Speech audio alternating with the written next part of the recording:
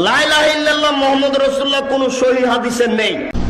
এর উত্তর হচ্ছে যে লা ইলাহা ইল্লাল্লাহু মুহাম্মাদুর রাসূলুল্লাহ এই বাক্যটি সহিহ মুসলিম শরীফের প্রথম নম্বর খণ্ডের কিতাবুল ইলম অধ্যায়ের ৮ম অনুচ্ছেদে উল্লেখ করা রয়েছে।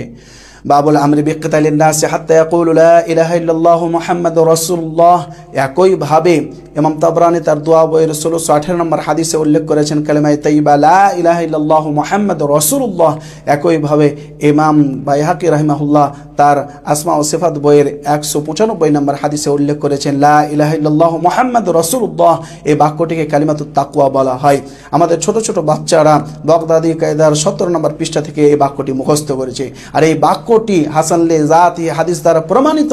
আর এই বাক্যটির বিশুদ্ধতার ব্যাপারে ওলামাগণের ইজমা রয়েছে। আল মুহাল্লা ১০ নম্বর খণ্ডের ৪২৩ নম্বর পৃষ্ঠায় ইজমাটি উল্লেখ করা রয়েছে।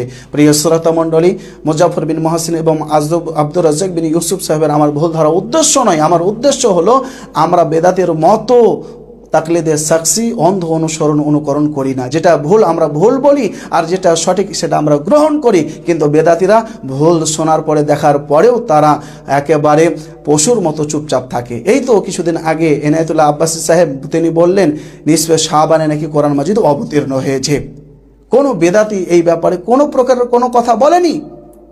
আসলে মুকাল্লিদরা হচ্ছে আল মুকাল্লিদুনা কাল আনআম, চতুষ্পদ জন্তুর নেই, যারা চোখ থাকতেও দেখে না, কান থাকতেও শুনে না এবং অন্তর থাকতেও অনুধাবন করে না। কোরআনী ভাষায় তাদেরকে বলা হয়েছে উলাইকা কাল আনআম, ওরা হচ্ছে চতুষ্পদ জন্তুর নেই, বালহুম আদাল, তারা এর চাইতেও নিকৃষ্ট।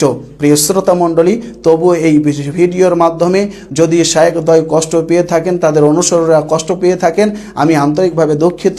আমাকে ক্ষমার দৃষ্টিতে দেখবেন, আমি ক্ষমা প্রার্থী।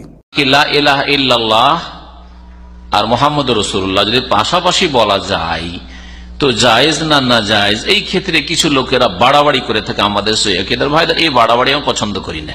এমন বাড়াবাড়ি পর্যন্ত যেটা শিরক হয়ে যাবে। আর শিরক কেন হবে? পাগল।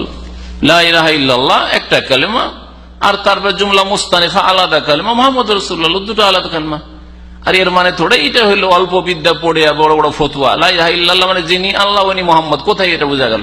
এটা তো বোঝা যায় না। হ্যাঁ, পাশাপাশি আল্লাহ মোহাম্মদ থাকলে আল্লাহ মোহাম্মদুন, যদি এরকম আল্লাহ মোহাম্মদ, ওখানে শিরকের আশঙ্কা আছে। কিন্তু লা ইলাহা ইল্লাল্লাহ, আল্লাহ ছাড়া কেউ সত্য মাবুদ নেই, একটা কালেমা হয়ে গেল।